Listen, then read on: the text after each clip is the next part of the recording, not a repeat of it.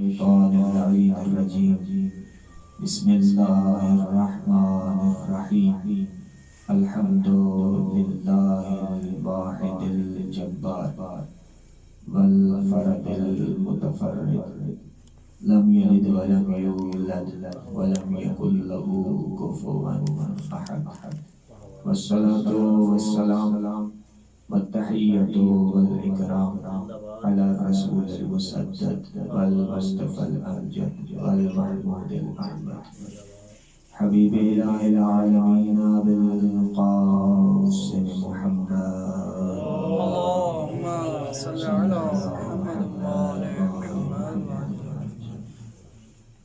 ثم الصلاة والسلام والتحية والإكرام على آله الطيبين الطاهرين المعصومين المظلومين ولعنة الله على أعدائهم أجمعين من يوم عداوتهم إلى قيام يوم الدين وبعد يوم الدين.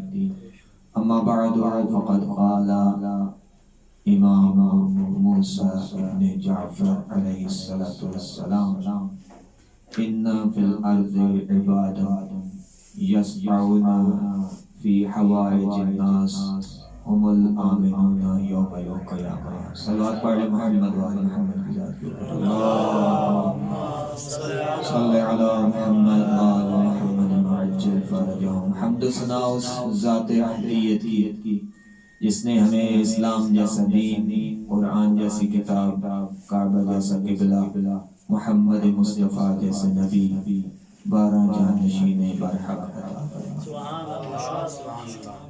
اپنے مقصد کی طرف آؤں. جس امام کا آج ذکر ہے اس امام کی زبانی ہی کچھ عرض کرنا چاہتا ہوں. بسم اللہ. اس کا راوی خود دلائل الامامہ کے اندر کی نقل اور باقی کتابوں کے اندر بھی اس روایت کا، اس واقعہ کا خود وہ بیان کرنے والا خود اس چیز کا موجب ہے کہ وہ کیا چیز تھا. ٹھیک ہے نا. نفع اس کا نام اور ہارون رشید کے دربار کے سامنے آ کے کھڑا ہوا. دیکھا کہ بہت زیادہ مجمع اور بہت سارے لوگ امام کی ملاقات کے لیے آئے ہوئے ہیں اور ہارون رشید کے درباری وہ ان کو پیچھے ہٹا رہے ہیں کہ ہٹ جاؤ. موسیٰ ابن جعفر باہر تشریف لا رہے ہیں. سبحان اللہ. کیا آپ کے معرفت کا مقام اور قدر و منزلت میں یہاں پہ بیٹھ کے اندازہ نہیں لگا سکتا، لیکن اتنا ضرور عرض کروں گا کہ اس ذکر کی بھی معرفت اتنی ہے کہ جس کے دل میں بیٹھ جائے وہ نورانیت کی شکل اختیار کرتا ہے. تو عرض کر رہا تھا کہ یہ خود بیان کر رہا ہے اور یہ اتنا بدبخت تھا، اتنا شقی تھا اور بد کردار تھا کہ امام کی معرفت نہیں رکھتا تھا. یہ کہتا ہے کہ میں نے ساتھ والے بندے سے پوچھا کہ یہ کون سی ہستی باہر آ رہی ہے. کہا یہ موسیٰ ابن جعفر ہارون رشید کے دربار سے باہر آ رہے ہیں. کہا کہ یہ جو ہی باہر آئیں گے میں ان کے سامنے گستاخی کروں گا، میں ان کے حق میں گستاخی کروں گا، ان کی بے عزتی کروں گا. اب آگے بڑھتا ہے اور بڑھنے سے پہلے ہی وہ جس بندے سے اس نے پوچھا تھا کہ کون آ رہا ہے اس نے اسے مشورہ دیا کہ تم یہ کام نہ کرنا. اگر یہ تم یہ کام کیا کیوں؟ اس لیے کہ ھذا شیخ آل علی ابی طالب. شیخ یہ کون سی ہستی ہے؟ یہ آل ابی طالب کا بزرگ ہے جو باہر آ رہا ہے. ایسا جواب دے گا تمہیں ساری زندگی جلتے رہ جاؤ. جب یہ خبردار کر چکا اس نے کہا نہیں، چونکہ جن کے خمیر کے اندر بغض علی وہ رکتے نہیں ہیں اپنی عادتوں سے. تو عرض کر رہا ہوں کہ اس نے کیا کیا، آگے بڑھا، جا کر پوچھا من انت، تو کون ہے؟ امام نے اسے 3 جواب دیے.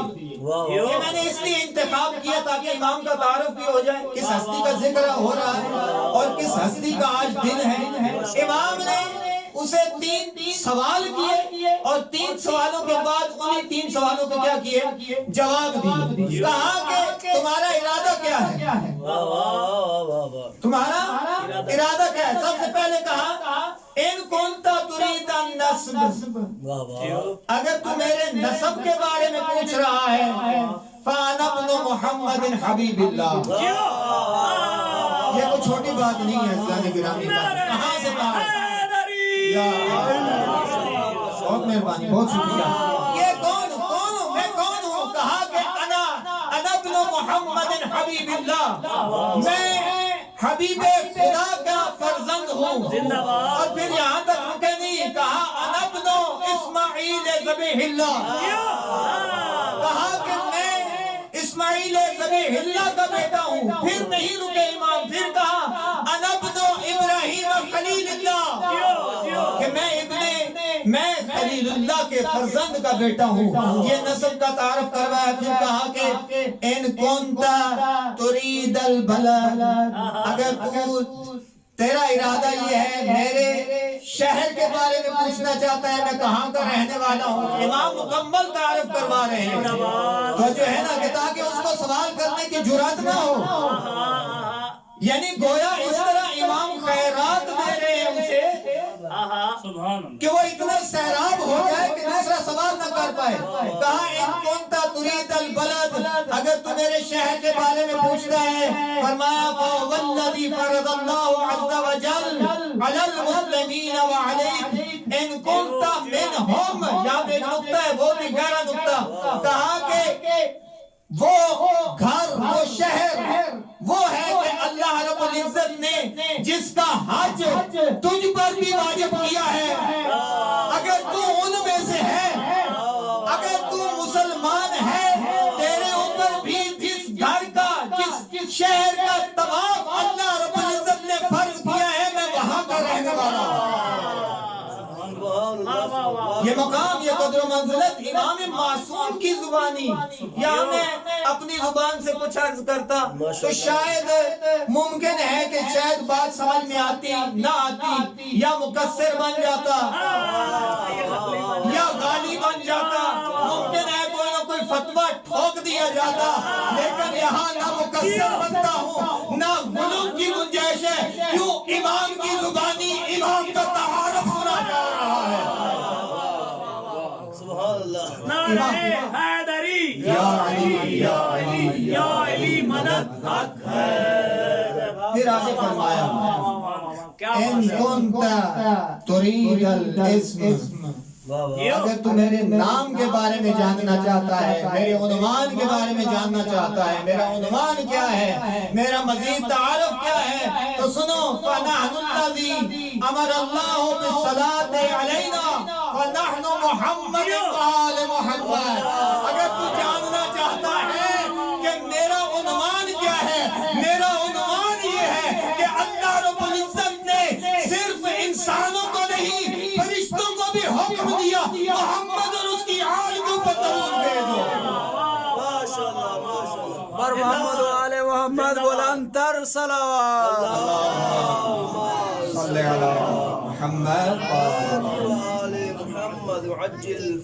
امام کی اجتماعی خدمات بہت زیادہ ہیں عزیزان گرامی کا. جیسے طلباء، علماء، فضلاء کا مجمع ہے، وگرنہ امامانہ مجمع ہوتا تو کئی نکات اور بھی سارے سلسلہ. لیکن چاہتا ہوں کہ چند لمحے ہم بیٹھے ہیں تو عبادت شمار ہو جائے کہ امام کے بہت سارے ایسے پہلو ہیں کہ جن کے اوپر گفتگو کی جا سکتی ہے.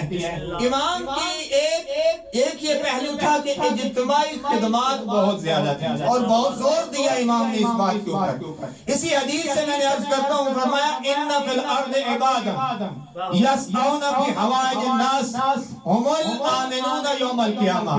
جو بندہ بھی لوگوں کی حوائج کے لیے کام کرتا ہے وہ قیامت کے دن پریشان نہیں ہوگا. وہ کیا اب چاہے حوائج علمی ہو، چاہے مادی ہو، چاہے حوائج معنوی ہو، جو بھی حوائج ہیں لوگوں کی، اگر وہ بندہ پوری کرتا ہے وہ قیامت کے دن امان میں ہوگا.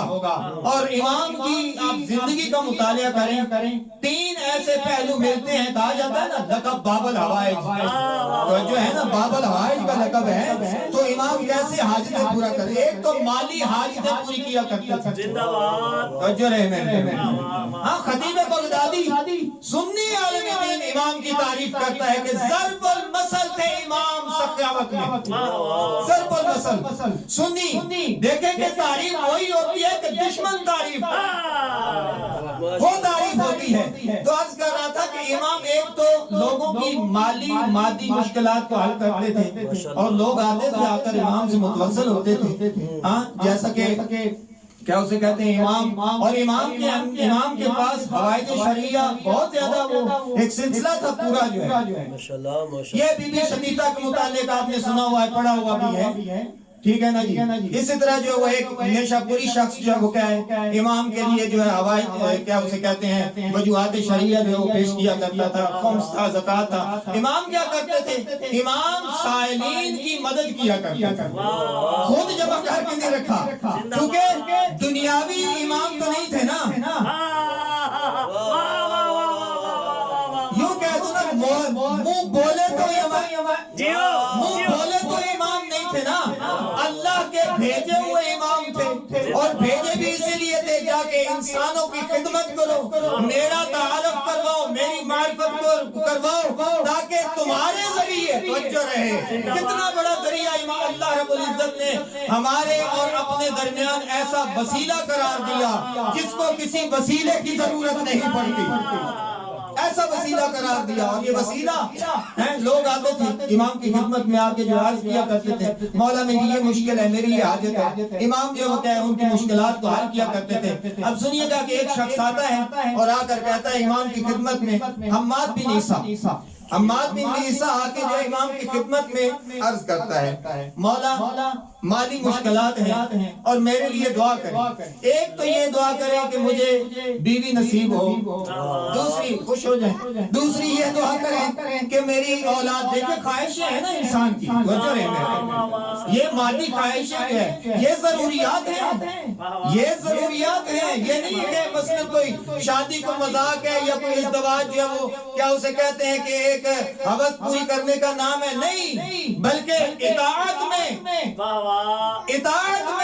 میں کہتا ہوں کہ بیوی اگر خدمت گزار مل جائے، اس سے اچھا انسان پروردگار کا اطاعت گزار بن ہی نہیں سکتا. اس میں آگے نہیں بڑھنا چاہتا، صرف اتنا کہا بیوی چاہیے، اچھا اولاد جی چاہیے، گھر بھی چاہیے. توجہ رہے میرے طرف. ہاں یہ جیسے نہیں ہم لکھتے یہ جامع مصطفیٰ میں کیمسیون، توجہ رہے میرے کیمسیون جو ہے اس نے لکھنا شروع کیا. اور کیمسیون کے اندر ہم تو الحمدللہ وہ پاکستان سے بیویاں لے کر آئے ہوئے ہیں، لیکن جو ہے کیمسیون میں اور چیزیں لکھی جاتی ہیں کہ جو بیوی کو ضرورت ہوتی ہیں، جو بچوں کو ضرورت ہوتی ہے. لیکن اس نے کیا کیمسیون میں بتایا، کہا مولا بیوی چاہیے، کہا اولاد چاہیے، پھر کہا کہ مجھے گھر چاہیے، پھر کہا کہ خواہش یہ ہے کہ میں حج بیت اللہ بھی ادا کروں. یہاں پہ ایک نقطہ ملتا ہے عزیزان گرامی قدر کہ جس کو بیوی مل جائے، اولاد مل جائے، گھر مل جائے، گاڑی مل جائے، اس کے لیے اسے چاہیے اللہ رب العزت کا شکر ادا کرنے کے لیے خانہ کعبہ کی زیارت کرے گا. یہ مقام اللہم صلی علی محمد اولاد چاہیے، بیوی، گاڑی. اچھا روایت میں ہے بڑی دلچسپ روایت، اس میں بڑا محظوظ ہوا یہ روایت پڑھ کے. کیا کہا کہ یہ ساری چیزیں چاہیے. اچھا سب چیزیں. مولا نے کیا کیا؟ باب الحاج تھے نا، حاجتوں کا دروازہ کھولا. اللہ اکبر. کیا کیا؟ حاجتوں کا دروازہ دونوں ہاتھ اللہ رب العزت کی بارگاہ میں بلند کیے، کہا میرے اللہ اس کو بیوی بھی دے دے، کیا بات ہے، اس کو اولاد بھی دے دو، اس کو جو ہے وہ گھر بھی دے دو، اس کو گاڑی بھی دے، اس کو سواری بھی دے دو. اور پھر کہا مولا نے کہ اس کو اپنے گھر کا حج بھی کروا دے. وہ راوی کہتا ہے کہ ابھی امام کی شہادت کے چند دن گزرے تھے، شہادت تک جتنا عرصہ گزرا اس میں یہ ہوا بیوی بھی مل گئی. دعا کس نے کی تھی؟ باب الحوائج نے. ہاں بیوی بھی مل گئی، اولاد بھی مل گئی، گھر بھی مل گیا، سواری بھی مل گئی. اور کہتا ہے کہ میں نے 50 حج ادا کیے، ایک نہیں، دو نہیں، تین نہیں. برکت دیکھیں امام کی دعا میں. کہا کہ میں نے 50 حج کیے. کہتا ہے ہاں شہادت کے بعد جب میں ایک اور حج کرنے چلا، 51 حج کرنے کے لیے نکلا، لیکن حج میں نہ کر سکا. لگتا ہے کہ مولا نے تعداد معین کر دی. تو عزیزان گرامی عرض کر رہا تھا کہ لوگوں کی حاجتیں، لوگوں کی ضروریات یہ کیا کی جائیں؟ پوری کی جائیں. توجہ رہے میرے طرف. اگر صاحبان مناسب سمجھے تو تھوڑا تھوڑا آگے ہو کے آ جائیں. صلوات پڑھ کے اللہم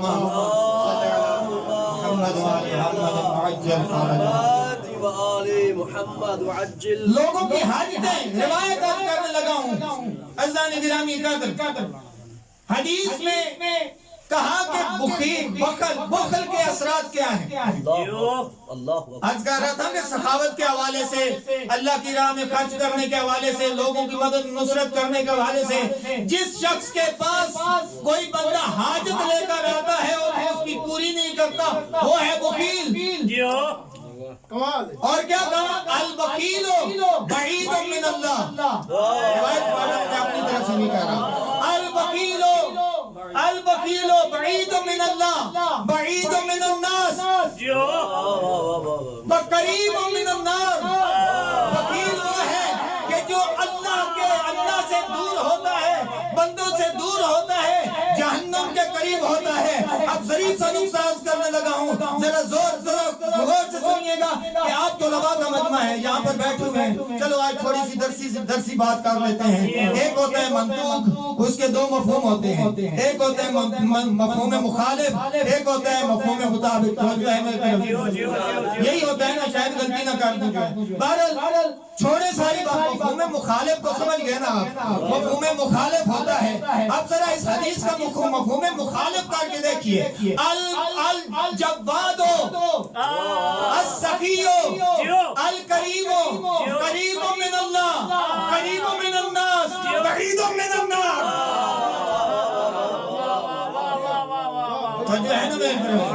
بخیل کون ہے؟ بخیل وہ ہے کہ جو لوگوں سے دور، اللہ سے دور، لیکن جہنم کے قریب.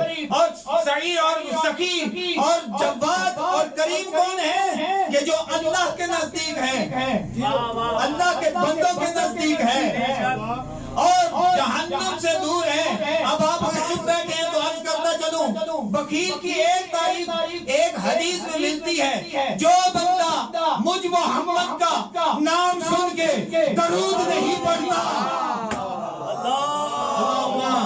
صلی اللہ محمد وآل محمد. جو بندہ مجھ محمد کا نام سن کے درود نہیں پڑھتا، وہ بھی سب سے بڑا بخیل ہے. اور میں یہاں پہ اپنی طرف سے عرض کر دیتا ہوں کہ بخیل کی کوئی حد نہیں ہے. جو بندہ ذکر آل محمد سننے میں، بولنے میں دقت جسے محسوس ہو، وہ بھی بخیل ہوتا ہے. اس کا مطلب یہ ہے کہ وہ جہنم کے قریب ہے.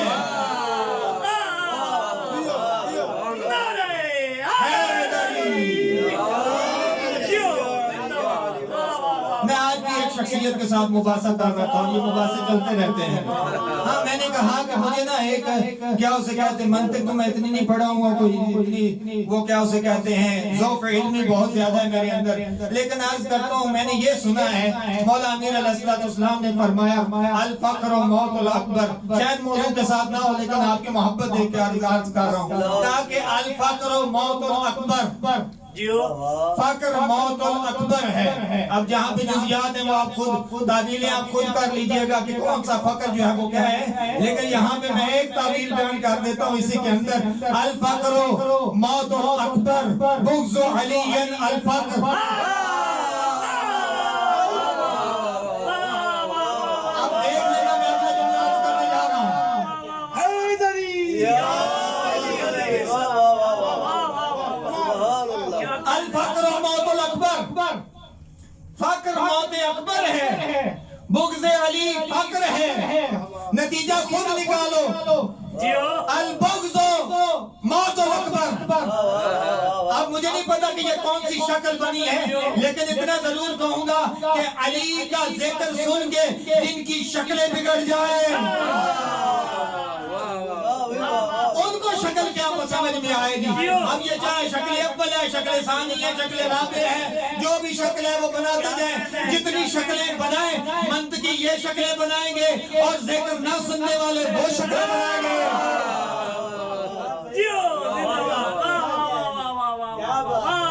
شکلوں کا میں ذمہ وار نہیں ہوں، میں تو عقلوں کا ذمہ وار ہوں. بہت اچھا کہ عقل کہاں تک پہنچتی ہے انسان کی. تو عزیزان گرامی قدر عرض کر رہا تھا کہ امام کی سیرت میں سے ایک یہ تھا کہ حاجت روائی کیا کرتے تھے. حاجت روا تھے مولا. باب الحوائج کا لقب ملا. اور حاجتیں کون کون سی؟ ایک تو مالی حاجت اور دوسرا یہ کہ فکری حاجت.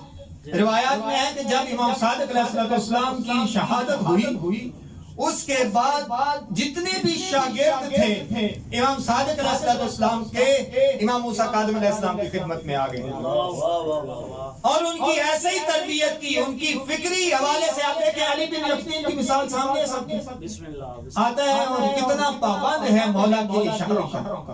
کہا مولا میں وہ سیاسی معاملات میں مجھے وہ کہتے ہیں کہ دخل دو پڑھنا چاہتا ہوں. کہا جاؤ لیکن ایک شرط یاد رکھنا کہ ہمارے محبوں کو نہ بھولنا. اللہ اکبر اللہ اکبر. ہمارے محبوں کو کبھی نہ بھولنا. یہ ہے امام کی شفقت. یہ ہے امام کے فکری طور پہ کیا کر رہے ہیں لوگوں کے ذہن اور بالخصوص جو اپنے شاگردوں کو اس حد تک تیار کرتے ہیں کہ فکری حاجت روائی کرتے ہیں مولا. فکری حاجت روائی. اور آپ سن لیں امام علیہ السلام نے کیا ارشاد فرمایا کہ المتکلمون ثلاثہ. یہ بھی ایک فکری نکتہ ہے جو عرض کرتا چلوں. المتکلمون ثلاثہ. ذاکر، پھر کہا عالم، سالم، پھر کہا شاگرد. تین چیزیں بتائیں مولا نے. کہا کہ کلام کرنے والا تین حال میں سے ایک حالت میں ضرور ہوتا ہے. یا وہ ذاکر ہوتا ہے ذکر خدا کرتا ہے یا اس کی زبان ذکر خدا کرتی ہے یا یہ کہ جہاں وہ بیٹھا ہو جہاں ذکر علی ہو رہا ہو وہاں ذکر میں اس کی زبان بولتی ہے وہ ذاکر ہو سکتا ہے. یا وہ ذاکر ہو سکتا ہے کہ علی کا نام سن کے چہرہ کھل اٹھتا ہے وہ بھی ذاکر ہو سکتا ہے. کیوں؟ اس لیے کہ فقط اللہ کا ذکر عبادت نہیں ہے. علی کا ذکر بھی عبادت میں تبدیل ہو کے اللہ کی عبادت بن جاتا ہے. اللہ کی بات. یہ اس لیے میں طول نہیں دے رہا زیان گرامی قدر کہ ذاکر. پھر کہا کہ وہ سالم، بولتا نہیں ہے، گفتگو نہیں کرتا، کہیں جواب نہیں دیتا، کوئی مسئلہ پوچھ بھی لیتا، عمل کرتا ہے، غور و فکر کرتا ہے کہ کہیں سے اپنی طرف سے میں فتویٰ نہ دے دوں. توجہ رہے میرے. یہ کہ اسے کہتے ہیں سالم. اور شاگرد وہ ہے جو منہ میں آئے وہ بولتا ہے. جو منہ میں آئے پھر نہیں دیکھتا. امام ہے اس کو گالی دینی ہے نہیں دیکھتا. ہاں یہ روایات خود امام موسیٰ کاظم علیہ السلام کے ساتھ واقعہ پیش ہے.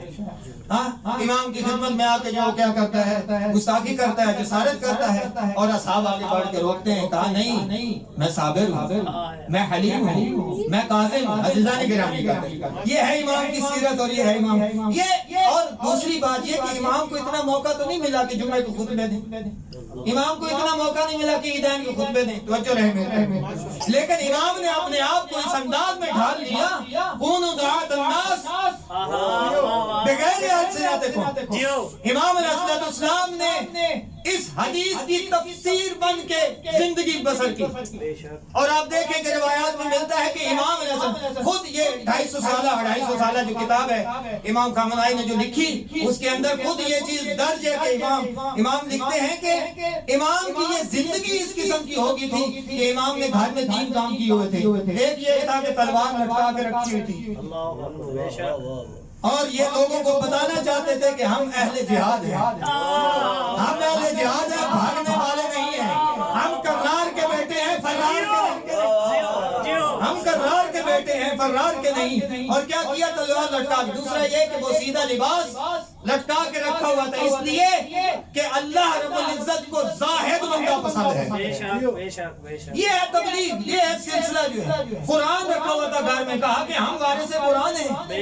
یہ چیزیں نمائش کے طور پہ باقاعدہ، یہ ریاکاری نہیں ہے، یہ بلکہ لوگوں کو دعوت دینے کا سبب تھی کہ ہم دین سے جدا نہیں ہیں. ہمارے دین جو ہمیں کہتا ہے ہم اس کے پابند ہیں. تو عزیزان گرامی قدر مولا کی زندگی، پوری زندگی کا کردار آپ دیکھ لیں کہ اپنے کردار سے اپنے نانا کے دین کو لوگوں تک پہنچانے کی کوشش کی اور پہنچایا. یہ ہے امام، یہ ہے امام کی سیرت اور یہ ہے امام کا کردار. عزیزان گرامی قدر میں آگے بڑھتا ہوں. یہ امام کہ جس نے حاجت مالی بھی لوگوں کی پوری کی، فکری بھی کی، اور تیسری چیز کہ امام نے حاجت آبروئی کو بھی برقرار رکھا. یہ نہیں تھا کہ کسی نے آ کے چغل خوری کی تو امام نے اس کو علان اعلان بیان کیا، نہیں، یا سب کے سامنے سزا دی، نہیں. بعض چیزیں ہیں، بعض جو اسے کہتے ہیں شریعت کہتی ہے کہ سب کے سامنے سزا دی جائے تاکہ دوسرے لوگ بھی کہیں تنبیہ پا جائیں، متوجہ ہو جائیں، وہ ایک الگ مسئلہ ہے. لیکن امام کا سیرت اور کردار یہ تھا کہ امام نے آبرو ریزی کسی کی نہ کی. تو جو ہے میرے صلوات پڑھ لیں محمد و آل محمد.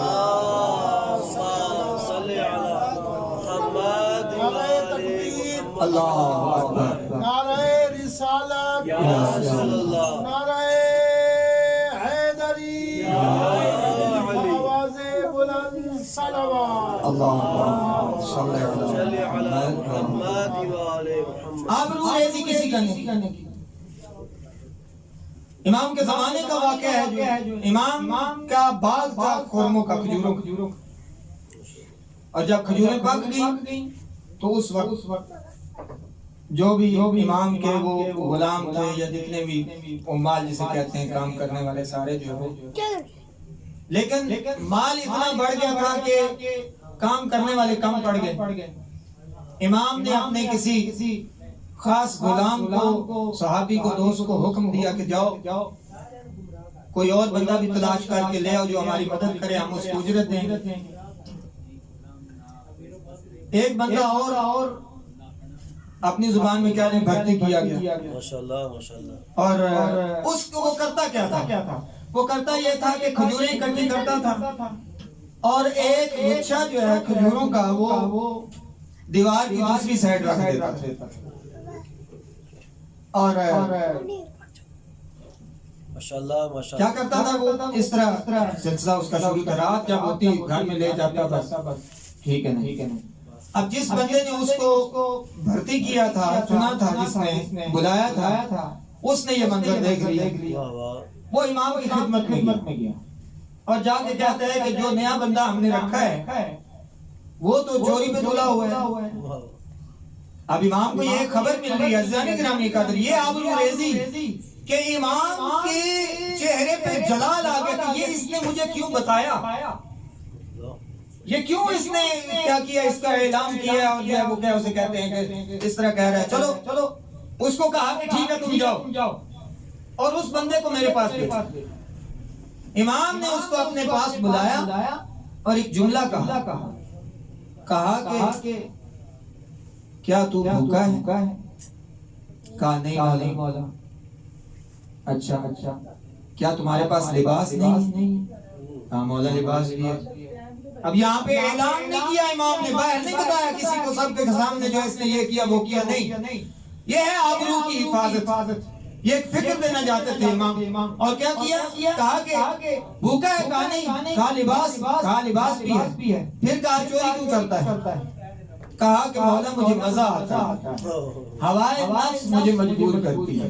عزیزان گرامی قدر، یہاں پہ ایک یہ ہے کہ مجبوراً ایک بندہ چوری کرتا ہے اور آپ خود بہتر جانتے ہیں احکام سر کا کیا ہے، ٹھیک ہے نہیں. چوری کے احکام کس طرح ہیں، اور پھر جو ہے وہ یہ نہیں کہ چور کو فوراً سزا دی جاتی ہے بلکہ اس سے پوچھا جاتا ہے کیوں چوری کی. وہ جیسے کہتے ہیں کہ اگر کسی حکومت میں کوئی بندہ چوری کرتا ہے اور بھوک کی وجہ سے کرتا ہے تو اس چور کے ہاتھ کاٹنے کی بجائے حکمران کے ہاتھ کاٹ، ٹھیک ہے نا، کہ جس کی وجہ سے یہ حالت پڑی ہے.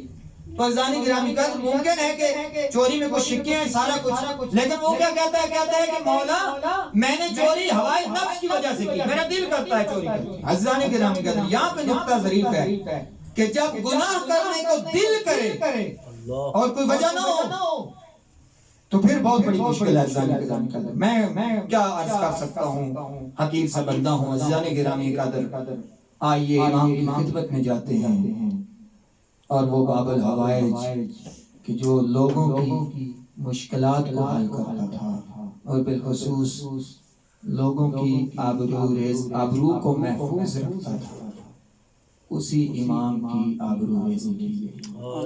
اجرکم من اللہ، اجرکم من اللہ. اسیر بغداد کا میں نے تو کہہ دیا اسیر بغداد کا پرسہ ہے اور آپ نے سن لیا.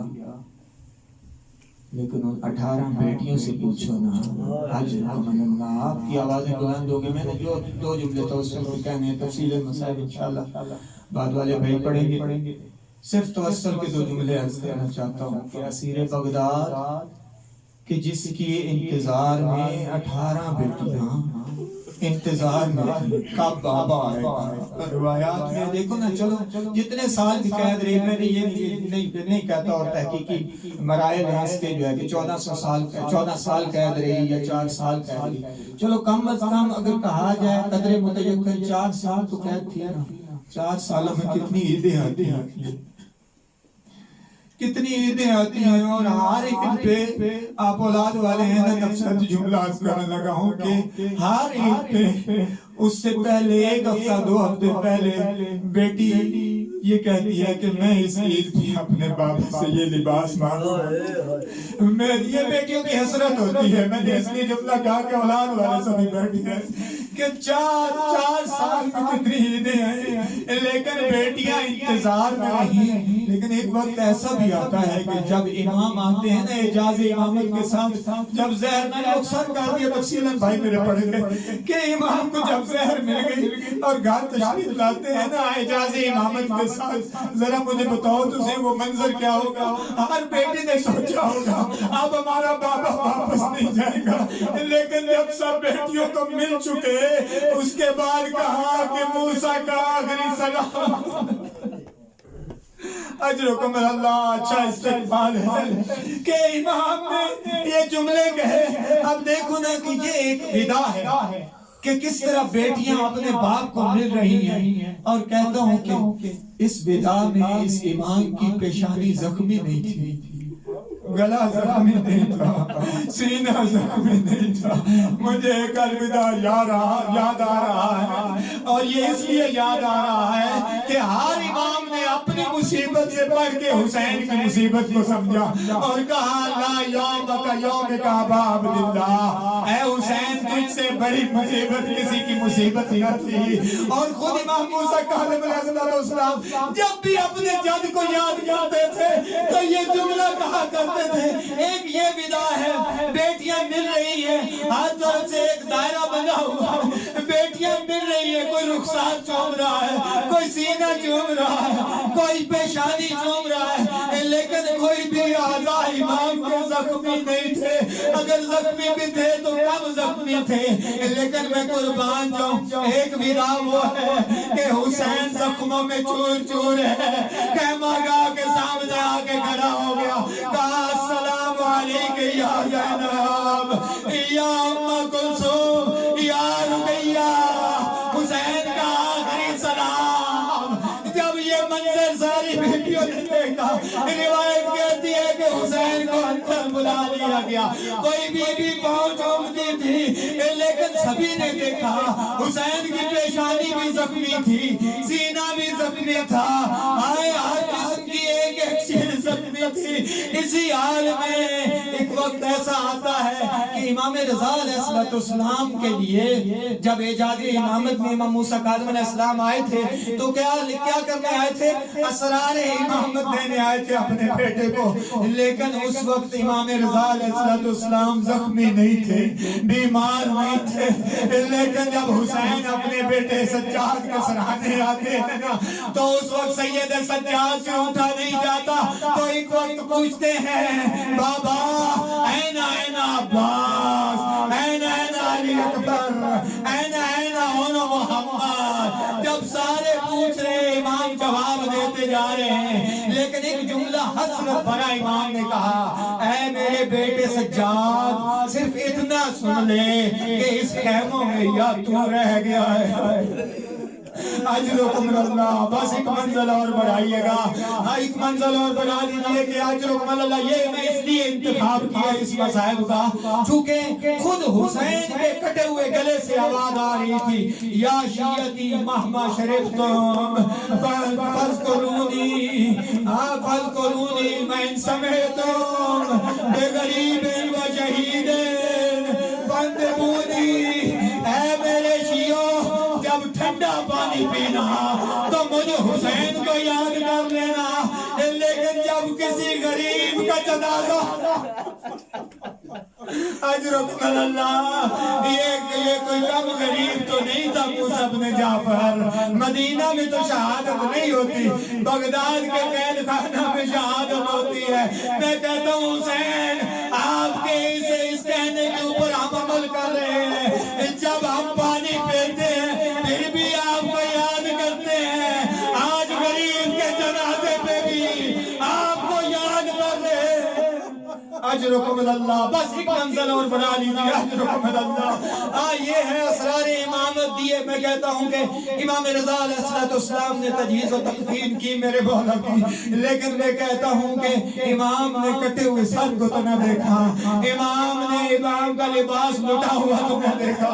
آئے میں اس غریب کا تذکرہ کرتا ہوں۔ روایت کہتی ہے جب سید سجاد امام کی لاش پہ آگے لاش کے پاس آئے نا، تو حکمت بچے چہرے کا رنگ بدل گیا۔ اے زینب عالیہ آگے بڑھی اور پوچھا ہے سجاد ابھی تو تو نے ہمارے ساتھ کوفہ و شام گیا، اجرکم اللہ، اجرکم اللہ، ابھی تو تم نے ہمارے ساتھ کوفہ و شام کے بازار میں جانا ہے، ابھی سے موت کی تیاری کر لی۔